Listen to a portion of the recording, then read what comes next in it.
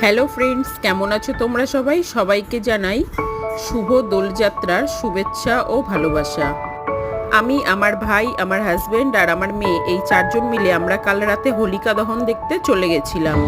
Hello guys, আপনারা দেখছেন হোলিকা দহন। একবার এটা হচ্ছে রাজার জ্যাংরা, তো এটা তো রাজার জ্যাংরাতে এই ফার্স্ট টাইম হোলিকা দহন দেখলাম, খুবই ভালো লাগলো।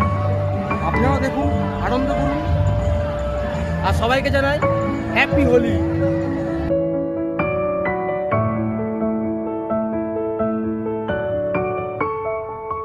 আমি আগের বছর অর্থাৎ 2024 সালে প্রথম হোলিকা দহন দেখেছিলাম, আর এবার ভাইকে ডেকে নিয়েছিলাম ওর প্রথম দেখা এই হোলিকা দহন। এটা নন বেঙ্গলিদের একটা রিচুয়াল। এখানে এখন সবাই পুজো করছে।